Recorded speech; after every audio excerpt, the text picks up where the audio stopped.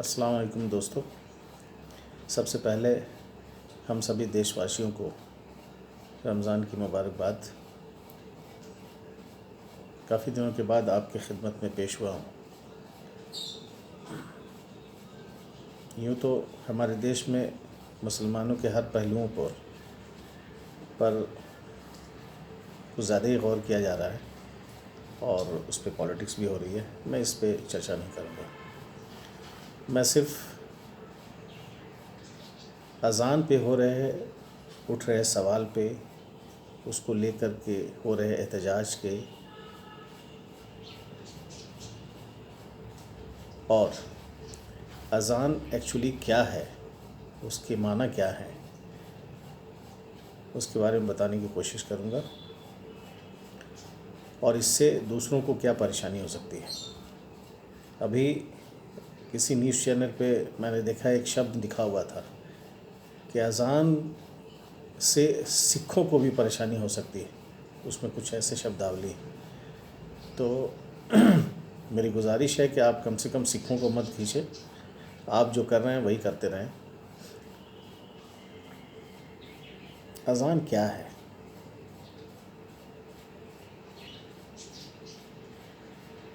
अज़ान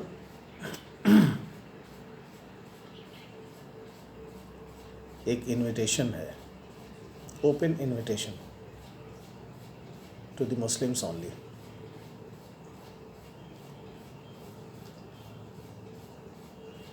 जब मस्जिद से अज़ान की आवाज़ आती है, और अज़ान तो बग़ैर लाउड स्पीकर के भी दिया जा सकता है, लेकिन चूँकि अब दुनिया तरक्की कर रही है, शोरगुल बहुत ज़्यादा है, लोग दूर दूर पे रहते हैं, ऑफिसेस दूर पे रहते हैं, लोग दूर दूर तक काम करते हैं, हर एक खित्ते में मस्जिद तो होती नहीं।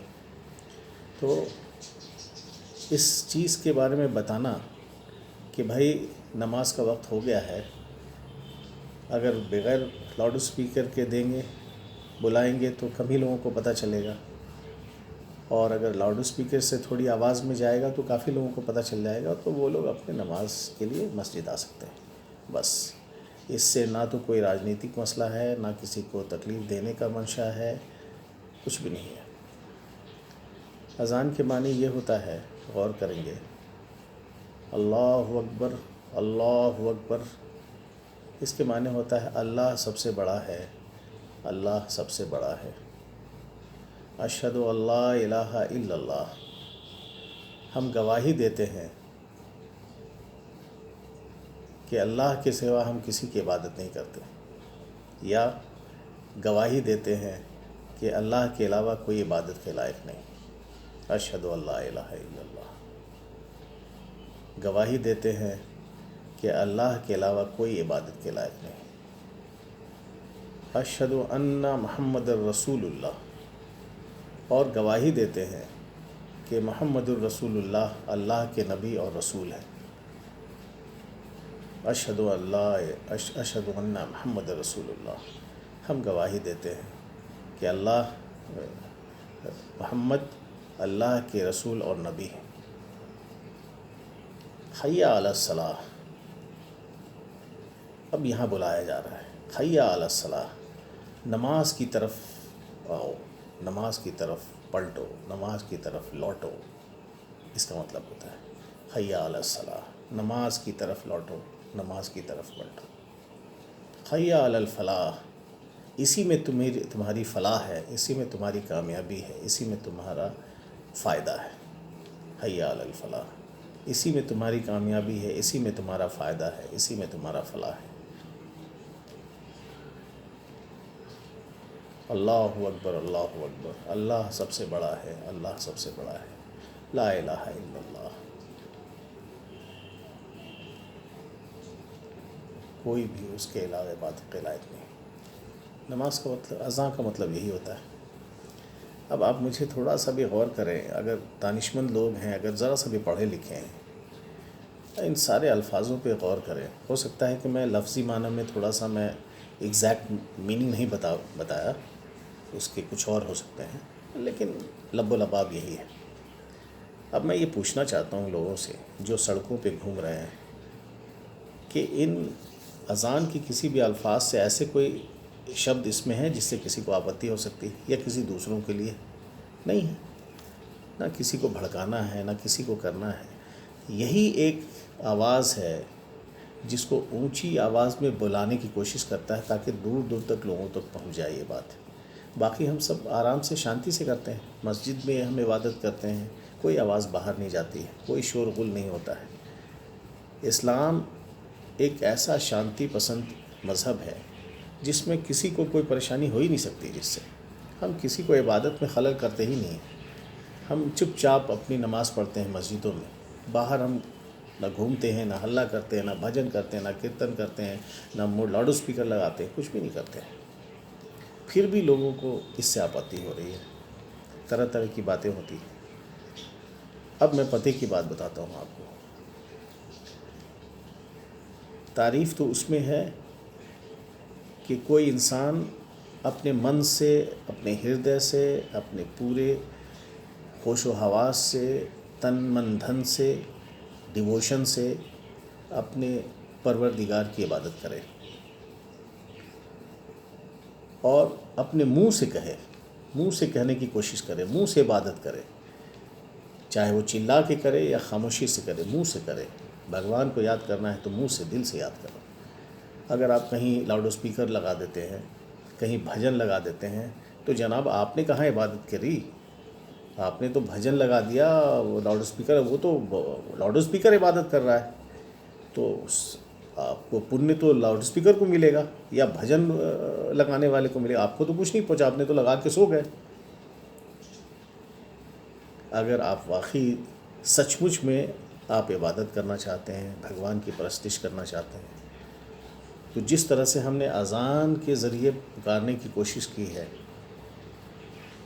मुसलमानों को, ईमान वालों को मस्जिद की तरफ इबादत करने के लिए, उसी तरह से आप भी अपने श्री राम का नाम ले करके लोगों को मंदिरों की तरफ बुलाइए। बुला सकते हैं इबादत करने के लिए। कैसे, मैं बताता हूँ। आप ये कह सकते हैं अज़ान के ही तौर पे, जय श्री राम, जय श्री राम, जय श्री राम, जय श्री राम। श्री राम ही उत्तम पुरुष हैं, श्री राम ही उत्तम पुरुष हैं। लक्ष्मण श्री राम के छोटे भाई हैं, लक्ष्मण श्री राम के छोटे भाई हैं, या किसी और भगवान का नाम ले सकते हैं। आओ मंदिर की तरफ, ऐ भक्तों आओ मंदिर की तरफ पूजा करने, ऐ भक्तों आओ मंदिर की तरफ पूजा करने, ऐ भक्तों पूजा ही में तुम्हारी कामयाबी है, पूजा ही में तुम्हारी कामयाबी है।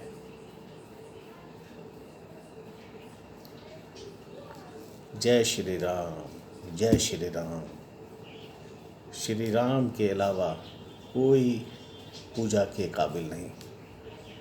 बोलो, ये बोलो, लाउड स्पीकर से बजाओ, लोगों को बुलाओ। अरे काम करो यार, अच्छा काम करो, अच्छी सोच रखो। गंदी मानसिकता रखोगे तो गंदा ही फैलेगा।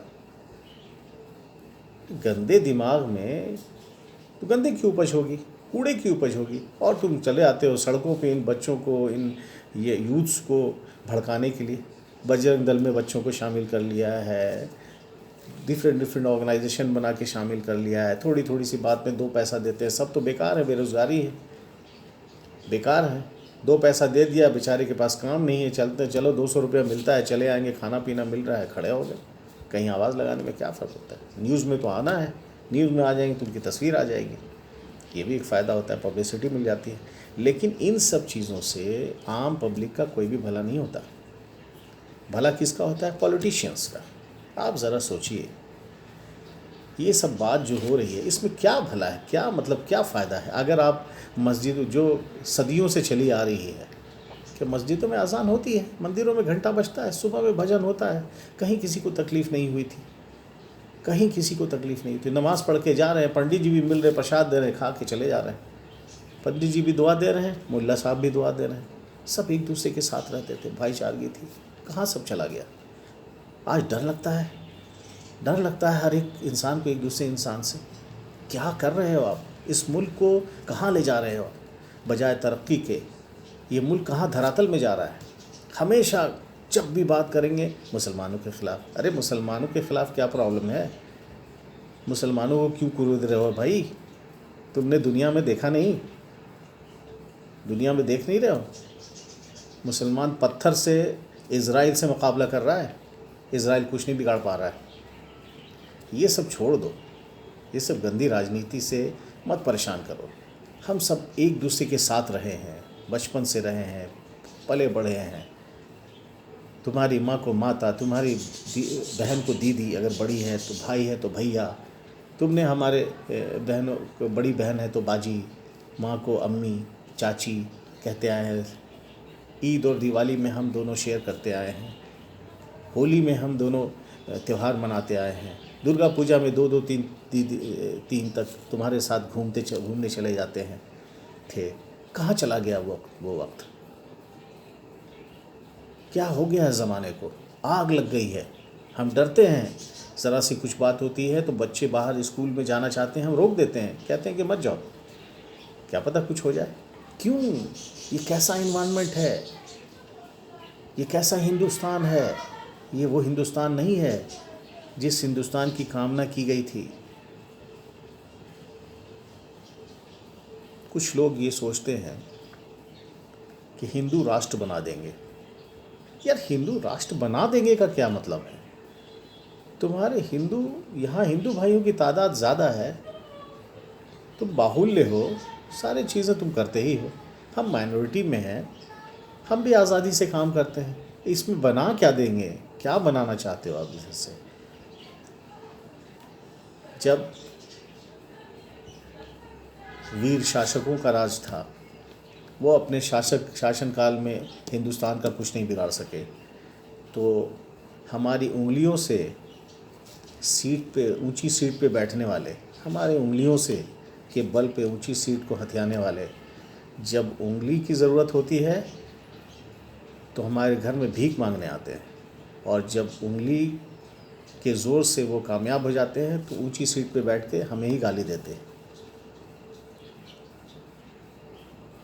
इनसे परहेज़ करो। हम ये नहीं कहते हैं, ये पॉलिटिशियन हमारे रिप्रेजेंटेटिव हैं, हम ही चुन कर लाते हैं इनको, यही हमारे लिए काम करेंगे। हम ये सोचते हैं कि ये जब पार्लियामेंट में बैठेंगे तो हमारे बारे में, हमारी पीड़ा को लोगों के दरमियान, गवर्नमेंट के दरमियान रखेंगे, हमारी तकलीफ़ों को, हम रोज़मर्रा ज़िंदगी में कैसे जी रहे हैं, हमें क्या चाहिए, किन चीज़ की ज़रूरत है, वो बातें रखेंगे।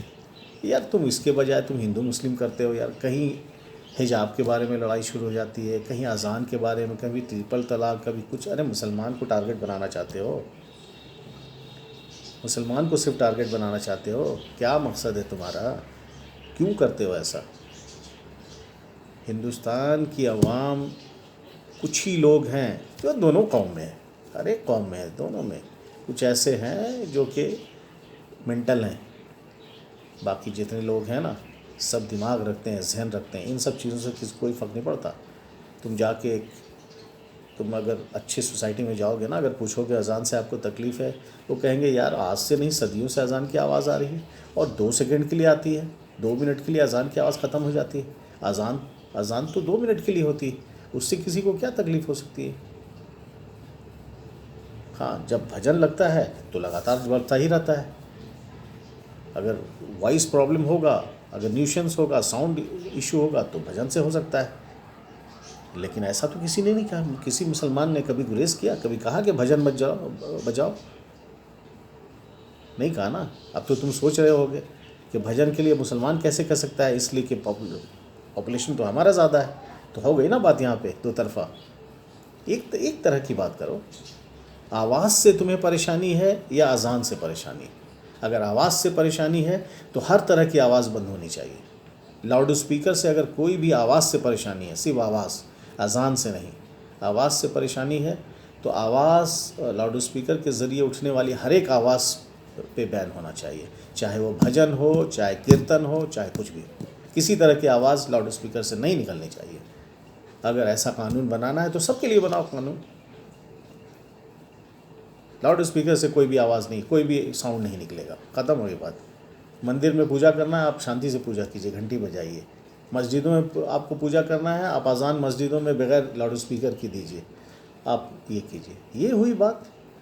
नहीं, तुम खड़े हो जाते हो मस्जिदों के सामने और हनुमान चालीसा पढ़ने लगते हो साउंड चोंगा लगाकर। ये कौन सी राजनीति है भाई?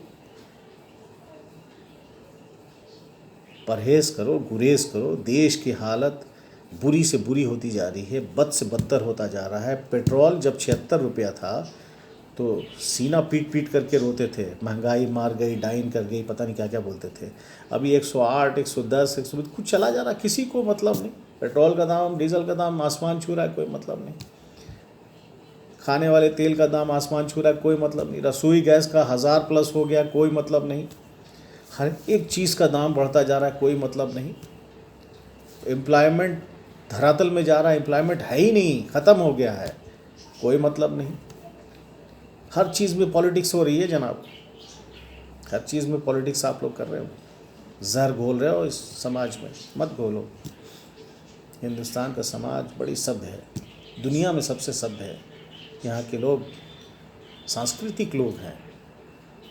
हम चाह कर भी ऐसा नहीं कर सकते जो तुम चाहते हो। वो कुछ लोग हैं जो बदमाश हैं, वो दोनों कौम में, किसी भी इसमें हो सकता है। इसलिए धर्म से किसी चीज़ को मत जोड़ो। मैं आखिर में हाथ जोड़ के विनती करता हूँ आप सभी से कि ये देश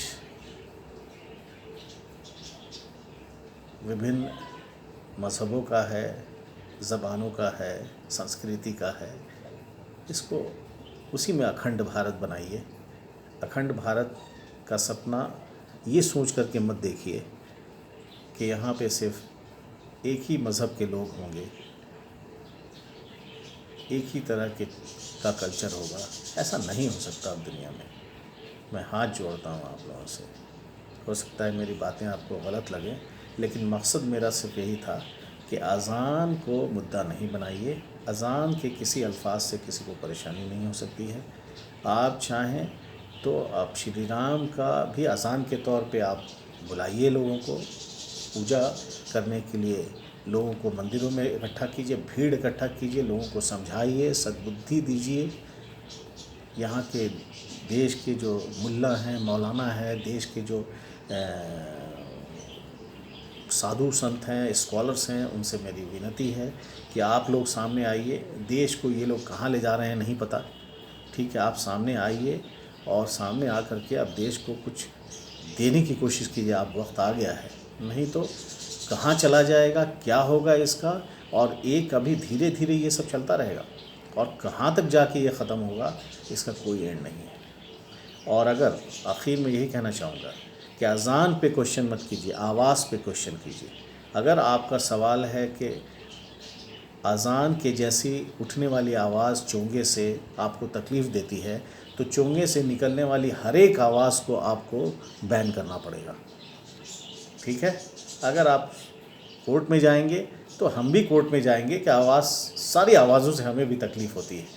तो आप चोंगा का कॉन्सेप्ट ही हटा दीजिए यहाँ से। हिंदुस्तान में चोंगा का कॉन्सेप्ट हटा दीजिए।